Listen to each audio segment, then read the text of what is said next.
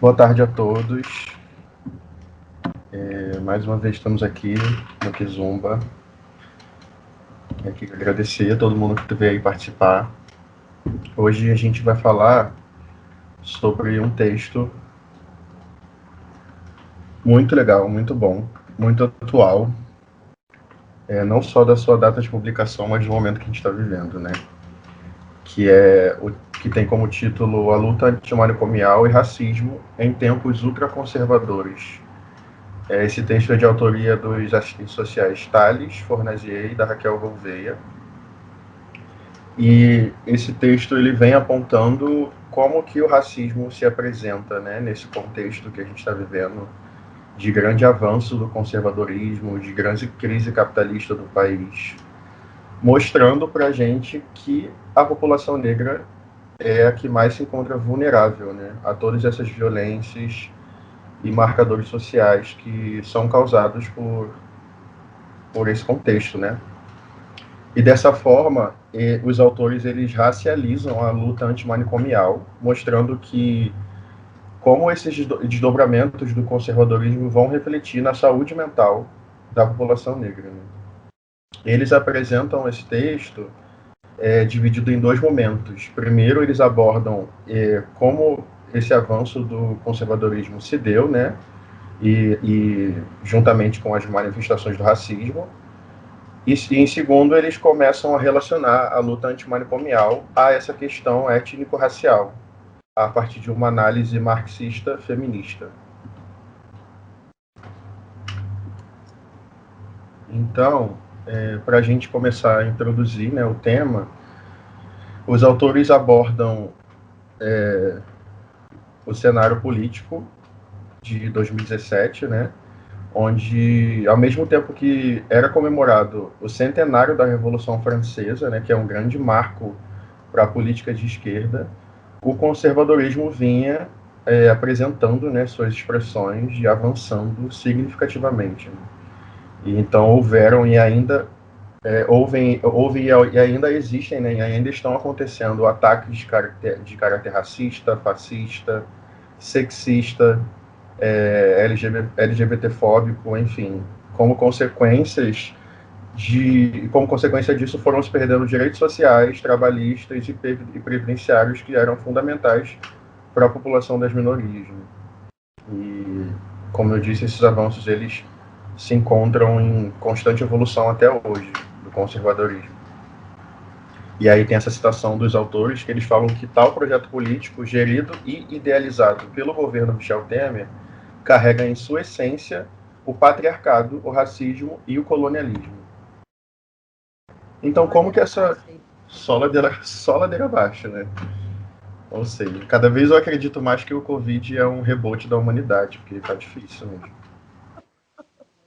Então, como que essa lógica manicomial ela vem atualizando o racismo, né? Os autores vão falando que eles mostram que as discussões sobre o racismo elas vêm tomando cada vez mais evidência em inúmeras esferas da sociedade, né? Tanto na mídia, nas redes sociais, até nas pautas mesmo mais políticas, enfim. Porém, no campo da saúde mental e atenção social ainda existe um grande gap sobre esse assunto, né? Uma grande escassez sobre essa temática. E os autores falam que a pouca aproximação da reforma psiquiátrica e da luta antimanicomial, que são temas que a gente vai se aprofundar mais à frente, com a luta antirracista, demonstra o quanto ainda a gente está vulnerável, né? Para poder avançarmos com esses questionamentos sobre as novas expressões que o manicômio se dá na atualidade. Né? E não interseccionar a pauta étnico-racial durante as práticas de saúde mental é dar margem às violências e práticas manicomiais sobre a população negra, que tem como racismo, o conservadorismo, o patriarcado, o colonialismo, enfim, todas essas construções. A gente vive. Aí ele está falando do contexto social de 2017, mas se coloca muito no tempo que a gente está agora, em que a gente está vivendo tempos muito antidemocráticos, em que os discursos fascistas e reacionários eles estão se reforçando. E aí Isso acontece devido ao processo de crise estrutural do modo de produção capitalista, que tem estratégias para se manter ativo. Como a radicalização das ações conservadoras, que é uma dessas estratégias, e a regressão de direitos. Pode passar, tá?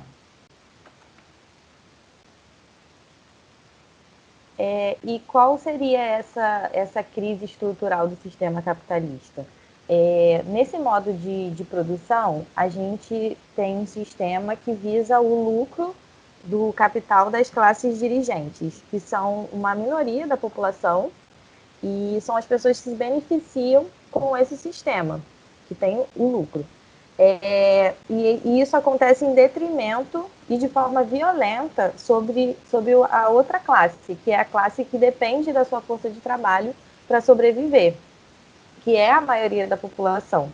Então, esse modo que é do sistema capitalista operar, ele sempre deságua numa crise, por isso é a crise estrutural do sistema. E, por consequência disso, todas as políticas sociais e as dinâmicas das nossas relações estão atravessadas por esse modo. Então, a ideologia neoliberal, que seria essa ideologia do Estado mínimo e do mercado livre, essa ideologia se coloca como única saída possível para essa crise estrutural. Mas só que, na verdade, ela cumpre um papel estratégico para manter esse modo de produção vigente, que justifica essa ofensiva do capital. E, por consequência desse processo, a gente tem a reificação, que é um conceito do Marx, que diz que esse processo de reificação é intrínseco da sociedade capitalista e significa que, nessa sociedade, a gente tem a valorização do lucro e do capital em detrimento às pessoas, à subjetividade e às relações humanas. E esse processo gera alienação, que nada mais é uma falta de noção da realidade, que oculta os processos que constroem os nossos contextos sociais. Então, não considera os processos históricos que nos constituem, entre outros. E estimula a reprodução de coisas como a moralização da pobreza, a institucionalização da violência, o ódio contra as minorias, entre outras coisas. Isso traz, e esses processos é a estruturação do pensamento conservador e autoritário na nossa cultura brasileira. E tudo isso naturaliza a violência contra minorias, naturaliza a desigualdade social e individualiza os processos que são vividos por essas minorias. Porque, por exemplo, porque quando você não considera o processo histórico, você diz que você moraliza o indivíduo, por exemplo, por ele ser pobre, né? A culpa é sua, que a gente vai falar mais na frente. E quando a gente fala de Brasil, a escravidão de pessoas negras é o fato histórico social mais importante na formação do nosso país. Tendo em vista quase 400 anos de escravismo colonial. Pode passar, cara.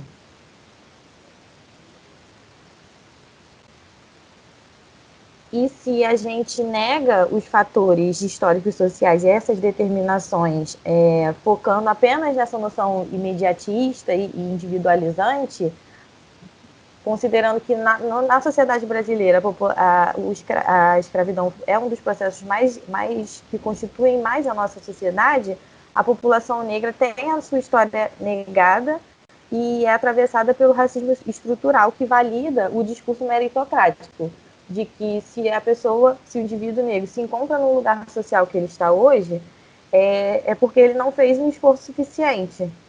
Vem esse discurso meritocrático. Eu gosto do Djonga quando ele fala que meritocracia para o pobre é só se for a frase morreu porque mereceu. Porque se a gente for considerar tudo isso, não existe meritocracia, a gente está vivendo jogando em divisões completamente diferentes. Enfim, esse discurso, e aí esse discurso todo coloca o sujeito, a pessoa negra em busca pelo capital, mas na maioria das vezes, ou muitas vezes, em trabalhos irregulares ou subalternos, que exploram além da sua capacidade e tem uma remuneração completamente injusta, que não supre as suas necessidades básicas. Então, esse sistema conservador, ele nega os fatores históricos por conveniência, para manter pessoas pretas nesse lugar e manter essa memória colonizadora.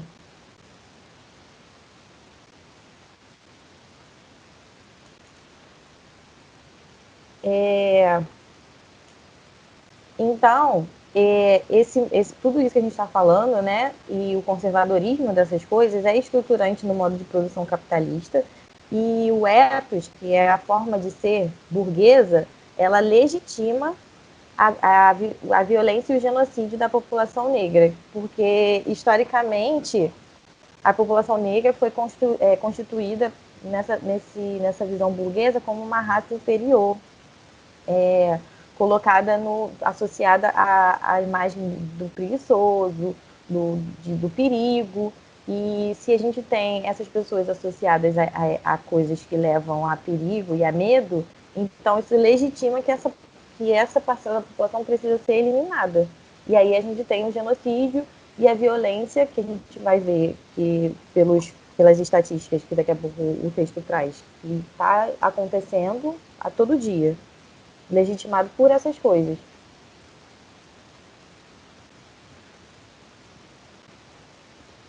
Então a gente precisa entender esses fatores para que a gente não perpetue violências, né? Principalmente no âmbito da saúde mental. Então, a luta antirracista precisa estar atrelada à luta da superação dessa ordem burguesa, porque o nome conservador já diz muito, né? É conservar esse sistema que nos oprime e que por todos esses anos levou à nossa morte, a nossa subsistência. Então, para a gente combater tudo isso, é preciso de uma reformulação radical desse sistema.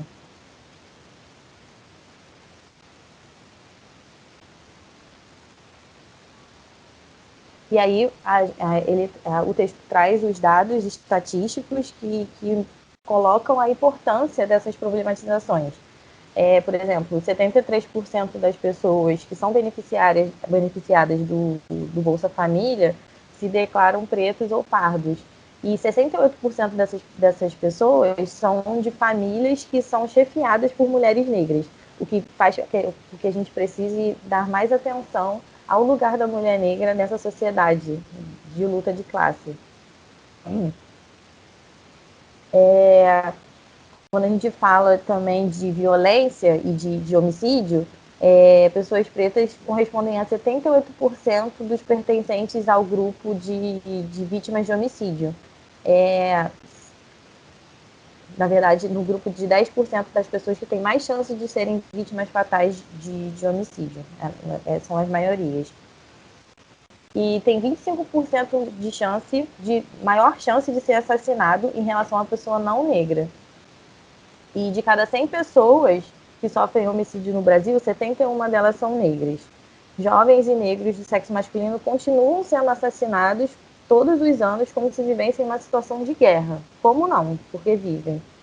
Principalmente os jovens negros periféricos. E jovens negros e de baixa escolaridade são as principais vítimas de morte violentas no Brasil, 34%.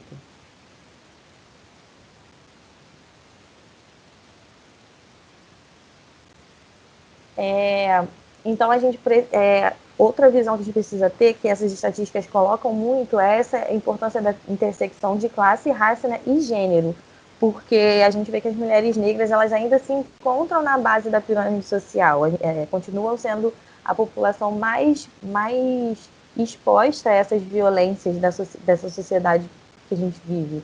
Então, uma das estatísticas que mostram isso é que entre 2005 e 2015 reduziu a mortalidade em 7% entre mulheres não negras, mas em mulheres negras no mesmo período aconteceu um aumento de 22%. E também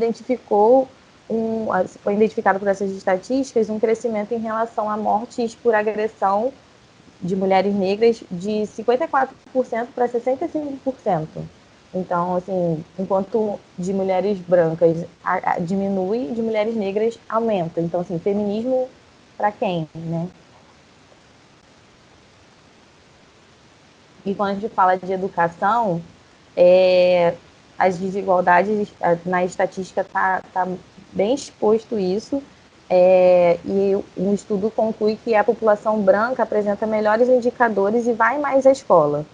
E esse fato é determinado por todas essas construções históricas que a gente está apontando, né?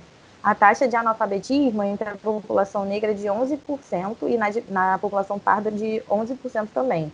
E na branca, apenas 5%. A população preta e parda representa 63% dos desempregados no Brasil e 66% dos trabalhadores domésticos.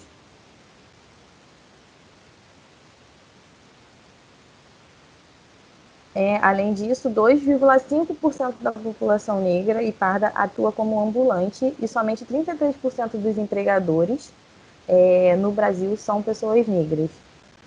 O resultado de um estudo de 2017 coloca que a população branca ganha o dobro da população negra e as projeções indicam que em apenas 2089 negros terão renda equivalente a pessoas brancas.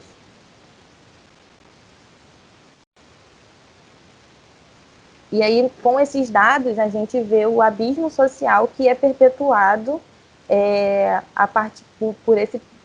pelos resquícios desse período de escravidão, e que essas mazelas elas são mais difíceis de ser superadas quando a estrutura social se encarrega de perpetuar, né, e conservar, por isso que o conservadorismo é tão nocivo para pessoas pretas,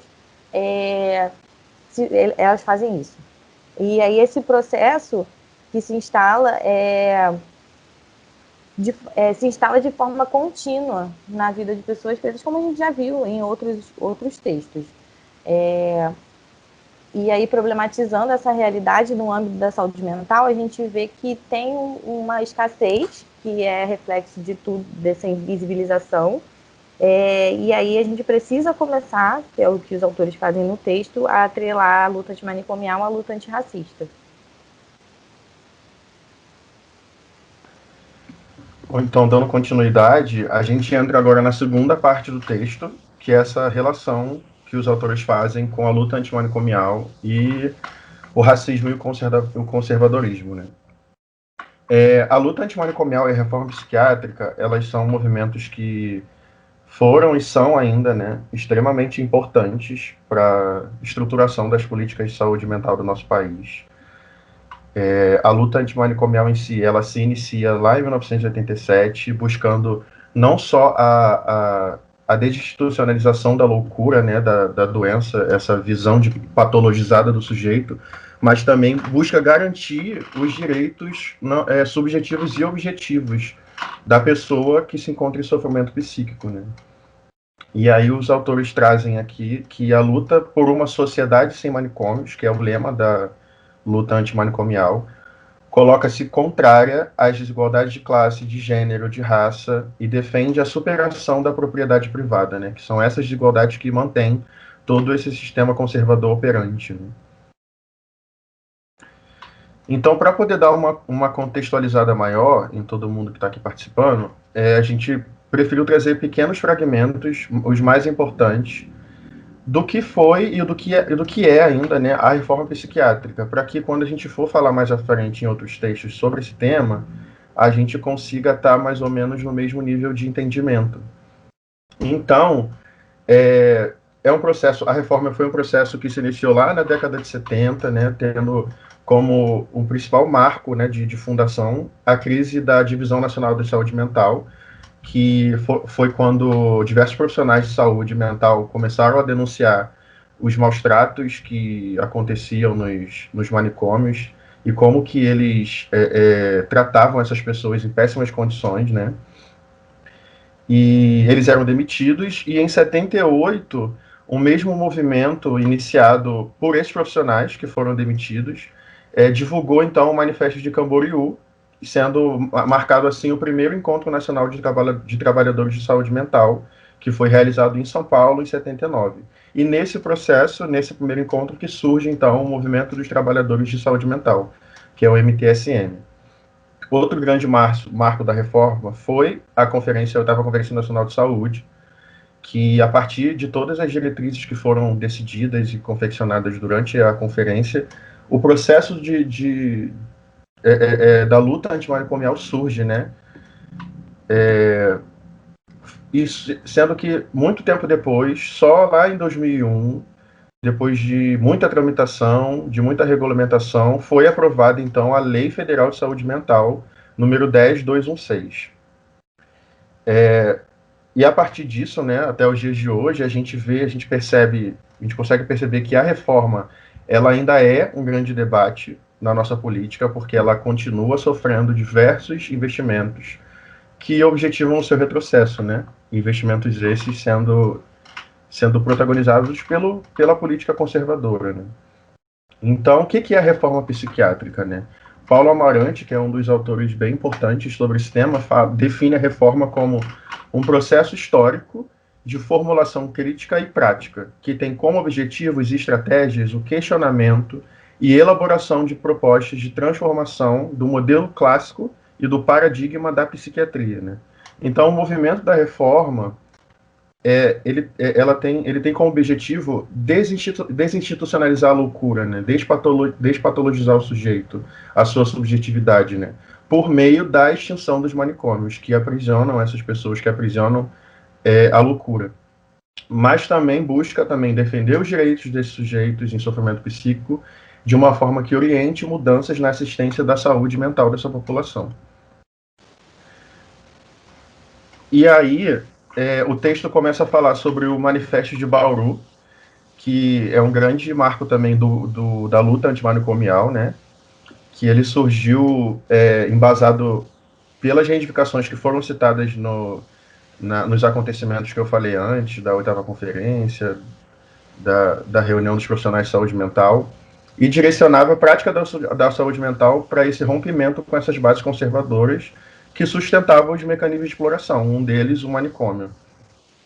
Então a gente tem esse trecho da Carta de Bauru de 87 que fala que o manicômio é uma expressão de uma estrutura que é presente nos diversos mecanismos de opressão desse tipo de sociedade conservadora capitalista. A opressão nas fábricas, nas instituições de adolescentes, nos cárceres, a discriminação contra negros, homossexuais, índios e mulheres. Então, lutar pelos direitos de cidadania dos agentes mentais significa, sim, se incorporar à luta de todos os trabalhadores por seus direitos mínimos à saúde, justiça e melhores condições de vida, né? Porque, como a Juliana falou antes, a população que trabalha no nosso país, em sua grande maioria, de fato, é a população das minorias, né? E aí, em 2017, esse movimento, né, do Manifesto de Bauru, ele se atualiza em resposta ao avante crescimento do conservadorismo, que os autores vêm dizendo nesse texto, vêm mostrando, afirmando-se, então, como totalmente a favor dessa defesa da diversidade sexual e de gênero, das pautas feministas e da igualdade racial, né? Porque o conservadorismo vem então avançando, criminalizando movimentos sociais, criminalizando a população periférica, principalmente a população negra.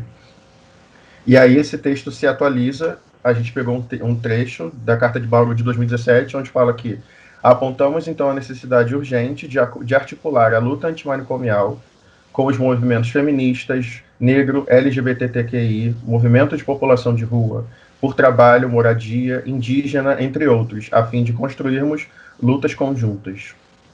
Carlos, Oi. eu acho que, só fazer uma observação, que uma Uhum. coisa que eu acho muito importante, que é a extinção dos manicômios que a reforma psiquiátrica propõe, não é uma extinção e deixar o cuidado não existir mais cuidado, mas é uma substituição de um cuidado que tranca, que exclui, que estigmatiza, por um cuidado em território, um cuidado que é validante da subjetividade, que não vê a doença, mas sim os sujeitos, né? Então é o cuidado através dos centros de atenção psicossocial, entre vários outros dispositivos da reforma psiquiátrica. Sim, protagonizando esses sujeitos, né? Uhum. Então, a gente percebe que esses retrocessos, né, do conservadorismo, eles vêm acontecendo a partir de 2015, que é o que o texto nos apontam, né? E estão aí até os dias de hoje, como a gente já falou antes. E o texto nos mostra que isso se iniciou lá em 2015, a partir do psiquiatra conservador Valência Svurt, assumindo a Coordenação Nacional de Saúde Mental, e que tudo isso eram pequenos fragmentos, né, resquícios de uma articulação política que estava sendo guiada para lidar futuramente no impeachment da presidente Dilma Rousseff. Né? Sendo que só em 2017, depois que o Wundt foi exonerado, e aí a coordenação de saúde mental ficou um período bastante grande, né, sem um coordenador, que aí o psiquiatra Quirino Cordeiro Jesus assume a coordenação de saúde mental. E aí os autores trazem aqui que essa nomeação do Quirino foi comemorada pelas forças conservadoras da psiquiatria tradicional, representando um expressivo retrocesso para a política de saúde mental e a luta antimanicomial. Não podemos deixar de assinalar que a gestão de Quirino Cordeiro coaduna com a direção conservadora do Temer. Também em 2017 aconteceu na verdade, a Comissão Intergestora Tripartite, né, a CIT do SUS, aprovou mudanças na gestão de saúde mental sem que hajam nenhum tipo de contrapartida, de argumento contra essa aprovação, aprovaram normas, né, que são completamente opostas às recomendações e diretrizes que foram criadas lá na reforma psiquiátrica, lá nas conferências de saúde mental, que são presentes na Lei 2116 e também em outras portarias. Essas propostas que foram aprovadas visam, então, o aumento de investimentos financeiros em manicômios e ampliam a verba para as internações de comunidades terapêuticas, que é um combo de manicômio com religião, né? Tipo, enfim, para usuários de álcool e outras drogas, além de ampliar a participação de ambulatórios da rede de atenção psicossocial, né? Então a gente vê como esse retrocesso se instaura, né? E de uma forma tão brusca até, né? Nas políticas de saúde mental. Então, os autores trazem enfatizam mais uma vez que o manicômio sempre foi um lugar de isolamento, enclausulamento e abandono daqueles que não reproduzem a normalidade ditada pela sociabilidade burguesa, servindo de instrumento de ajustamento, adequação e castração dos sujeitos.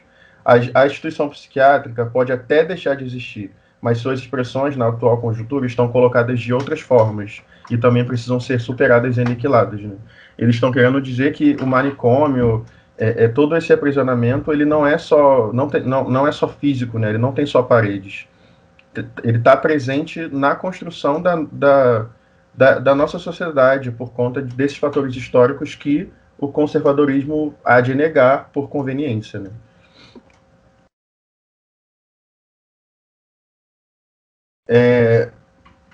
Essa decisão, né, ela traz, então, a oportunidade que essas opressões já sejam atualizadas, sejam avançadas, colocando mais uma vez as minorias sociais afastadas da sua autonomia subjetiva e refém dessas violências que são promovidas pela burguesia.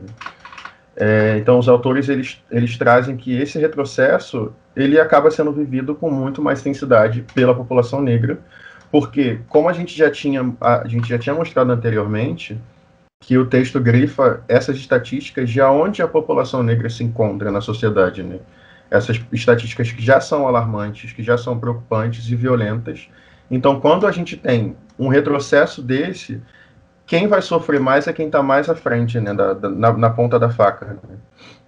Porque, por condições historicamente determinadas, é a população negra que está mais vulnerável, que está mais à mercê de todas essas violências. Né?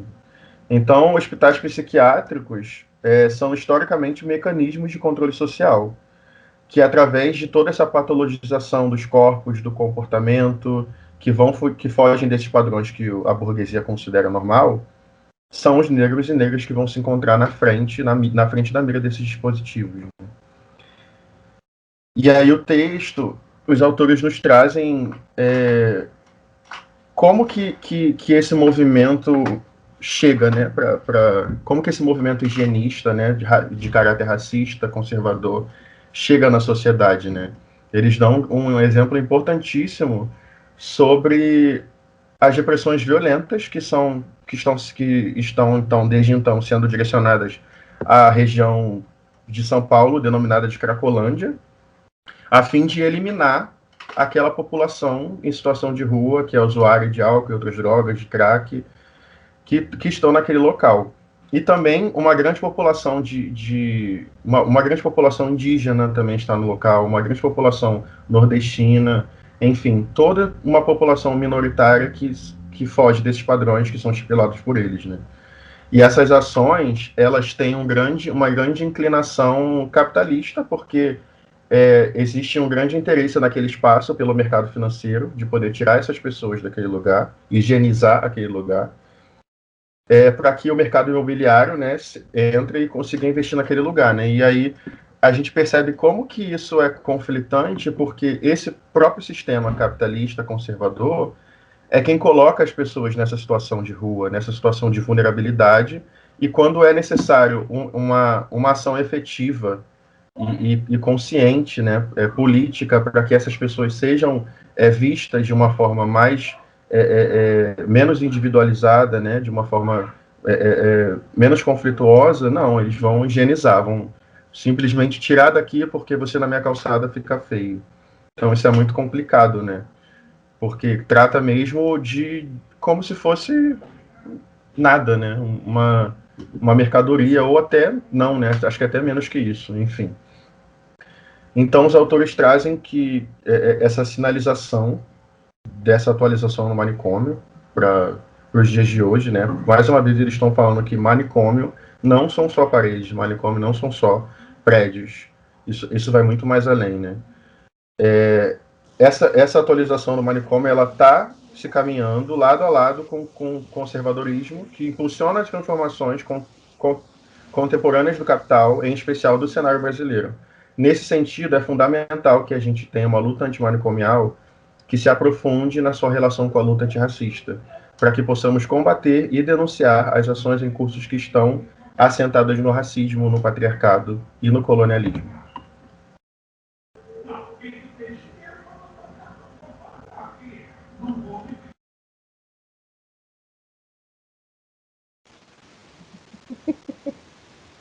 Calma que é um processo. Então, né, para concluir, fazer tudo uma pegada do que foi esse texto, ele aponta para a construção histórica de uma realidade que promove um abismo social para a população negra, que se encontra até os dias de hoje entre os mais preocupantes indicadores sociais, nas questões de renda, violência, todas aquelas estatísticas que a gente trouxe.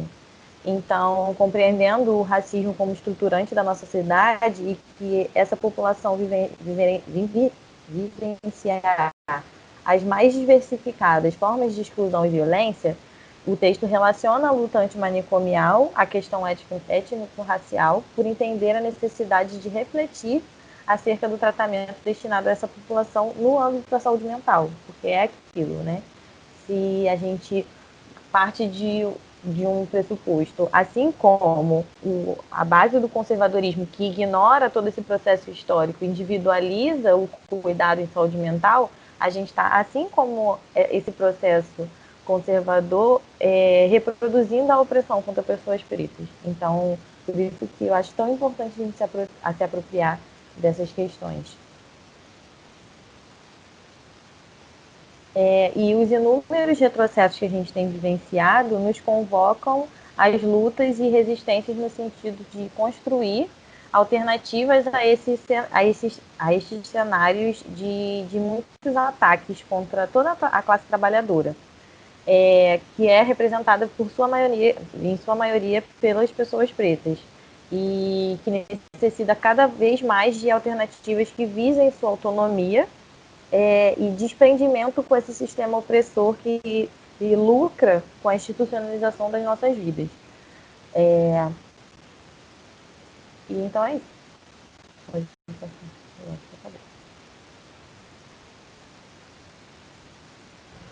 Eu falando a beça aqui com o microfone desligado. Não, foi igual a Carol semana retrasada. Então é isso, gente.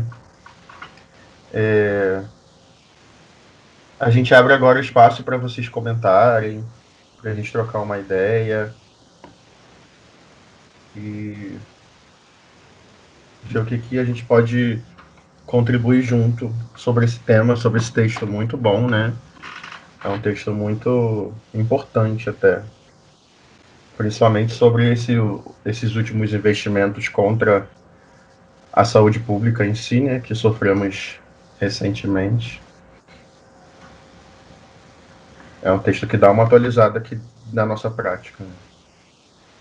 Tem algumas coisas no chat. A menina colocou uma matéria da Folha sobre o aumento dos investimentos nas comunidades terapêuticas, né? Que é realmente um absurdo. Enfim, tem outras matérias por aí sobre os maus tratos, pessoas morrendo de forma violenta, inclusive nas comunidades terapêuticas. É muito grave, realmente. E a Ana Clara, quem é vivo sempre aparece, né, Ana Clara? Isso que eu ia falar.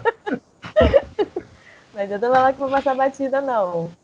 Ela fala que essa questão da manutenção do paradigma manicomial trouxe à memória a situação caótica das comunidades terapêuticas que estão avançando no país. Sim.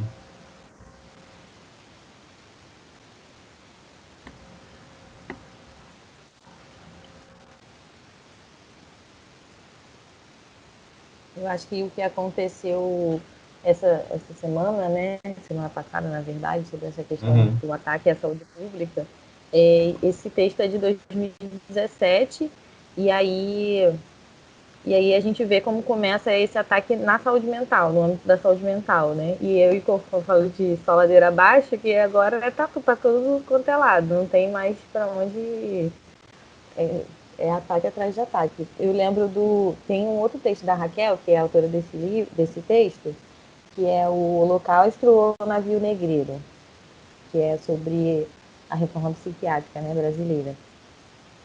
Então fala, meu amor. Então fala mais. Falou que tá... Fala Boa mais. noite, gente. Boa noite, boa noite. Boa noite. Boa noite. Bem baixinho, mas tô. Tá, vou falar um pouquinho mais próximo, Anne. Como Aí, sempre, a melhorou. minha internet tá muito ruim. A qualquer momento eu posso cair. Mas, enfim, queria agradecer pelo encontro de hoje. Não consegui chegar no iniciozinho, mas deu para acompanhar a linha de raciocínio.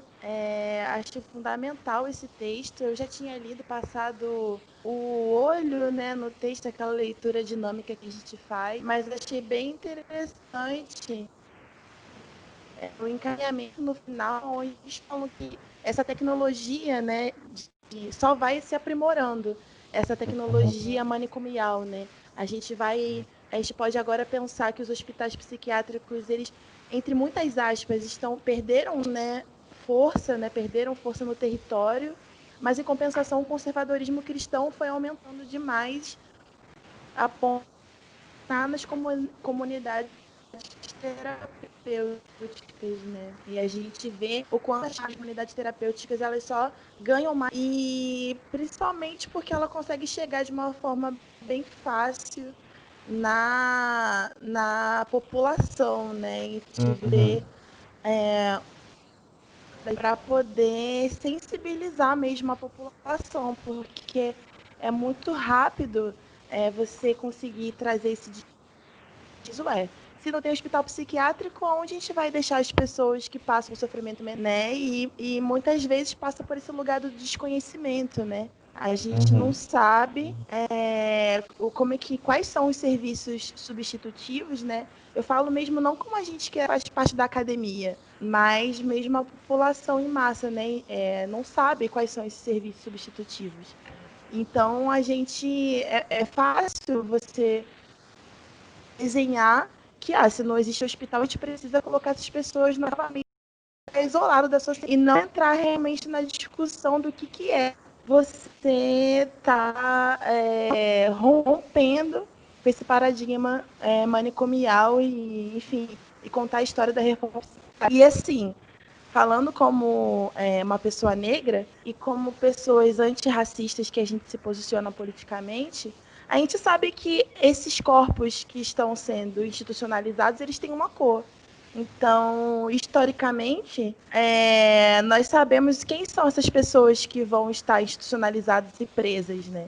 E, mais uma vez, vivendo trabalhos análogos à escravidão, que é o que acontece nas comunidades terapêuticas, né? Situações, inclusive, de tortura. Enfim, gente, muito bom, dá muito pano para a manga essa discussão. Gostei demais. Obrigada aí pela oportunidade de estar vendo vocês. Arrasaram. Exatamente isso que você falou, né? A gente agradece por você falar. Ouviria você falar por mais 2 horas, tranquilamente aqui. Inclusive, a Mas gente tá fazendo esse plano aí para você falar por 2 é, horas aqui. inclusive assim, daqui a pouco a gente te chama no privado. Mas é exatamente isso que você falou, Ana, que essas coisas vão se atualizando, né? E cada vez mais vão ganhando, de uma certa forma, uma passabilidade maior no âmbito do entendimento social, né? Para que isso seja cada vez mais intrínseco à construção da nossa sociedade, né? Isso é muito perigoso. Isso é extremamente perigoso, porque eu acho que quanto mais passável essas coisas se tornam, como você disse, mais difícil de identificar e mais difícil de romper com isso, né? E aí é o que eu estava falando, né? Que no outro texto a Raquel fala de quem se beneficia com esses ataques à reforma psiquiátrica, né?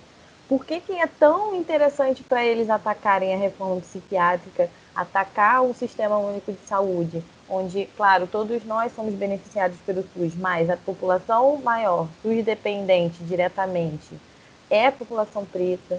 Então, assim, agora por isso eu falei, né? Parece que é uma coisa que vai se expandindo, os ataques, porque quando a gente fala as pessoas com sofrimento subjetivo estavam enclausuradas no manicômio. E aí a gente, com a reforma psiquiátrica, a gente expande o cuidado para ela, para toda a rede do SUS, toda a rede de atenção psicossocial.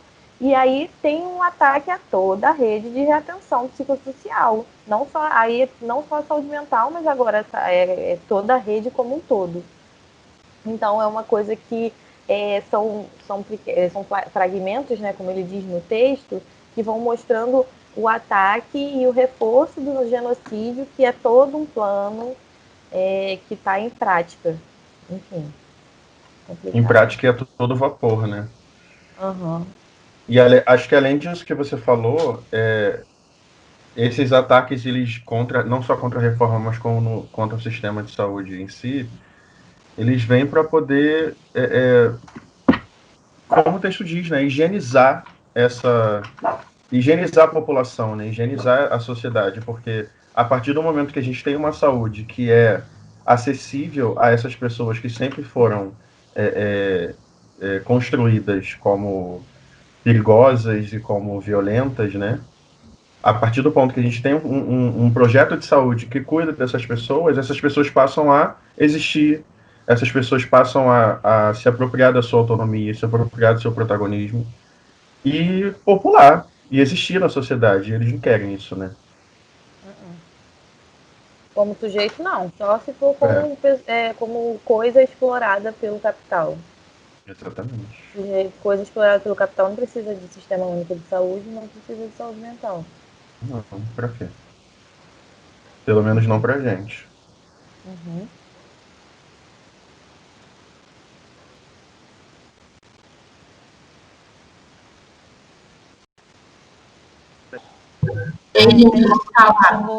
Vou falar.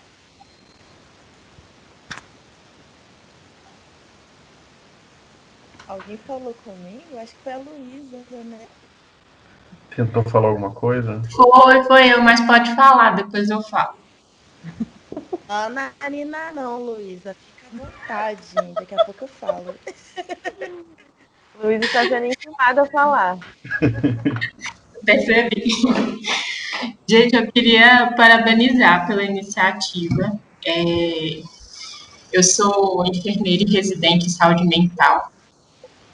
E mesmo sendo parte, né, dessa formação em saúde mental, eu percebo o quanto que faz falta a gente discutir temas assim. E como que isso fica muito distante da nossa formação. Esse é um espaço muito importante. Eu tô muito feliz de ter encontrado isso, porque é uma grande lacuna, assim, que eu venho questionando muito na minha formação. E não tem como a gente falar de saúde mental sem falar dos atravessamentos sociais, né? E de tudo que isso implica, de todos esses retrocessos que fazem para poder ter apagamento mesmo de corpos pretos, pobres e que não se enquadram nos padrões da sociedade. O texto de alguns anos atrás, mas super atual, e eu fico muito feliz de poder compartilhar esse conhecimento com outras pessoas e discutir isso. E um pouco fora também, né, da minha caixinha que é a residência, que acaba sendo tudo tão engessado.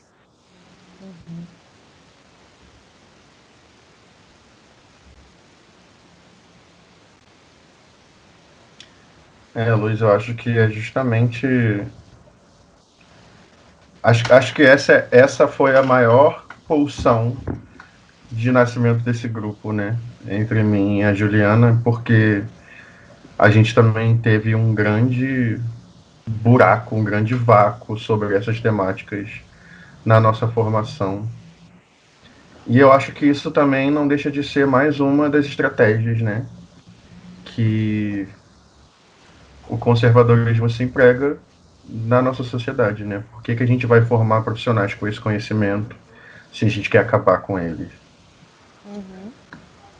Pois é. Eu sempre senti, assim, na faculdade, eu não vou nem entrar no mérito, e nas minhas atuações, né, no campo da saúde mental, eu lembro de um episódio, até a Ana Clara fez estágio comigo, e aí eu lembro do episódio que a gente estava discutindo um caso clínico, e aí a Ana Clara perguntou, essa mulher é uma mulher de preta? E aí um dos profissionais falou assim, mas o que isso tem a ver? Então, assim, tem nem que falar, né? O que isso tem a ver? Tem só tudo. Se a gente partir do pressuposto que de tudo que a gente falou hoje, só tudo a ver. Entendeu? Talvez não tenha com ele, né? Enfim. Sim. Então, é exatamente sobre isso que vocês estão falando que eu queria fazer um apontamento mesmo, né? O quanto é a necessidade da gente discutir saúde mental numa perspectiva crítica, que não seja necessariamente para poder pensar nesse sujeito que vive o sofrimento mental que precisa ser reabilitado, né? A reabilitação está falando realmente sobre uma participação social e de uma garantia de direitos desse sujeito. E a coisa que me destaca é que quando a gente fala sobre raça, saúde mental, geralmente a gente comete o equívoco de falar que é um recorte. Mas, na verdade, não é recorte racial que a gente está fazendo. A gente está falando sobre uma leitura da realidade. A gente sabe de quem nós estamos falando. O problema é que o que atravessa o nosso olhar para a saúde mental é o mito da democracia racial, né? É que a gente ainda como sociedade brasileira, olha para esses fenômenos e diz: nós vivemos todas essas situações de maneira democrática. A raça, ela só é um elemento, né? A gente ainda não consegue olhar para a questão da raça como determinante de saúde e adoecimento. Então, quando a gente se forma, e os nossos professores ainda estão bastante impregnados disso, porque existe o racismo institucional, a gente se forma sem essa visão crítica e sem conseguir olhar para esses fenômenos a partir da leitura da realidade e entender que a raça, ela faz parte da nossa cultura colonial, né? Enfim, gente, eu fico achando essa oportunidade excelente. Acho que a gente tem mesmo que ampliar essa discussão. E eu acho que a gente precisa se convocar para trazer os nossos pontos de vista, porque apesar de assim, eu entender que esse grupo, por exemplo, ele é multirracial, não existe apenas a questão da raça num lugar colocado como para a pessoa preta, né? A gente precisa entender também que branco também parte de um lugar. Existe também a questão da branquitude e como a gente pode olhar para essa questão da raça, dessa leitura da realidade, a partir de um lugar também. Porque aqui o que eu estou falando é como, por exemplo, uma estudante de terapia ocupacional que atua na saúde mental, que é uma mulher negra, favelada, né? Então tem uma colocação, mas também eu, por exemplo, como um homem como branco, consigo fazer essa leitura da realidade a partir, talvez, de um não lugar, né? Ou de um lugar já estabelecido pela sociedade. Enfim, gente, é isso. Eu acho que a academia ela é bastante limitada e que esses momentos aqui são momentos, inclusive, de construção política, onde é preciso que a gente se convoque a trazer as nossas colocações. É isso que eu queria trazer. Obrigada. Mais uma vez. Que trouxe. Uhum. Entrega, ela não vai ao correio, mas ela entrega. Isso é muito importante, né, da gente falar também sobre a branquitude, porque a gente como pessoa preta, ou quando a gente fala sobre a questão da saúde mental, ou qualquer coisa associada à raça, a gente sempre vai falar de pessoas pretas, porque pessoas brancas não são raças, são seres humanos, né? É aquilo que a gente parte daquele padrão burguês, daquele padrão que o Lucas Veiga falou no outro texto também, que é o padrão humano, que é o quê? Você ser branco. E a gente não é humano, a gente é o outro. Então a gente que é o estudado, a gente que é o desconhecido, a gente que é o que precisa de ser colonizado. E o branco fica desse lugar de fora. Não, a gente precisa estudar também essas questões. Acho que isso é muito importante que a Ana está trazendo e deu até ideia de textos futuros. Sim. Também pensei em alguns aqui. Uhum. Enfim.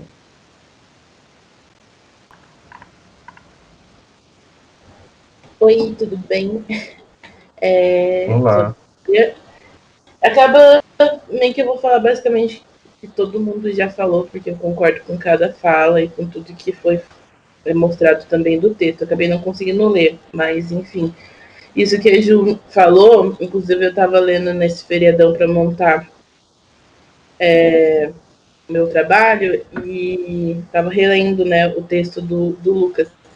E é essa parte que ele fala sobre realmente colocar o branco no lugar do branco, no sentido de falar, você é branco, sabe? Você não é só, tipo, humano como ele fosse humano e a gente fosse os outros, né? Eu acho muito importante. E aí eu vejo que eles se sentem muito incomodados com isso, né? Porque, assim, como assim sou branco? Tipo, parece que eles ficam incomodados com a gente chamando eles de branco, né? E eu percebo isso também sendo estudante de psicologia, quando eu falo que a psicologia ela não sustenta, né, a psicologia padrão, né, a universal aí que muitas vezes é o que é ensinado para nós como estudantes, não sustenta as questões da subjetividade das pessoas pretas, porque se não for estudar meio que quase que por fora, assim, igual a gente está fazendo aqui, ou enfim por outros métodos, não se sabe, tipo, não tem fácil acesso. Por exemplo, quando a gente vai, todo mundo conhece Freud, por exemplo, nessa questão, né? E aí os estudantes de psicologia, pelo menos os que eu conheço, ainda ficam assim, como assim? Eu posso atender qualquer pessoa? Não. E eu faço esse recorte racial porque é o que eu acabo dando enfoque, mas isso tem a ver com a comunidade LGBTQIA+, tem a ver com recorte também de mulheres, muitas vezes homens, tipo da minha sala, extremamente machistas, e que acho que vai dar conta de atender uma mulher só porque sabe. Então eu acho muito importante também fazer observações de ter que parar com essa universalização do ser humano e principalmente da sua subjetividade. Uhum. Isso aí que você falou já conecta com a fala da Ana, né? Que é o mito da democracia racial. É o mito do que somos todos humanos, somos todos iguais. Então, se somos todos humanos, somos todos iguais, eu posso atender qualquer pessoa só lendo um Freud aqui, sem considerar que ela tem vivências particulares, se ela é uma mulher preta, se ela é um homem preto, se ela é o que ela é, entendeu? Enfim, principalmente se essa pessoa for o padrão de que a gente está falando, né? Ela vai se colocar, eu sou humano, você é ser humano igual a mim. Olha como é que eu sou legal. Eu até trato você como um ser humano. E é isso completamente insustentável, né? Como a Vitória falou, porque não tem como manter essa prática, esse discurso de uma forma efetiva, de uma forma consciente, né? Não existe. E até tem, mas é violento pra gente, que está no lugar que não é contemplado por isso. Uhum. É muito violento, é excludente, nos mata subjetivamente, realmente.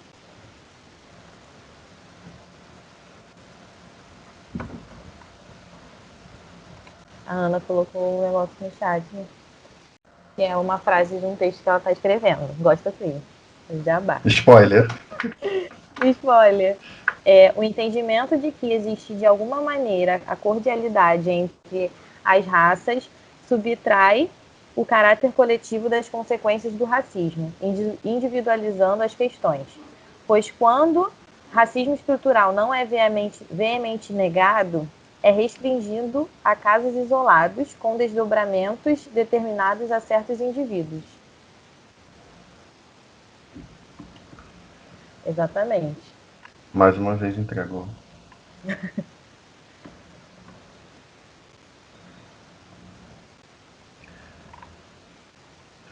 Gente, é isso. É o que a Ana falou. Esse texto abre muitas discussões.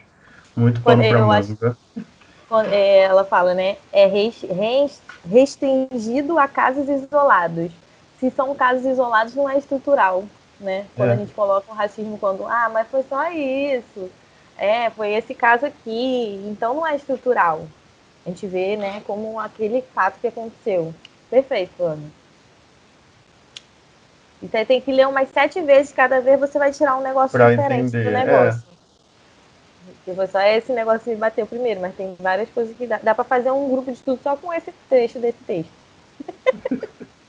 Só com esses caracteres que você botou aqui. Muito pano pra manga. Muitos assuntos para próximos Kizundas. Sim, muitos assuntos. Acho que a gente pode encerrar por aqui, né? Hoje. Sim. Estamos batendo aí 1 hora.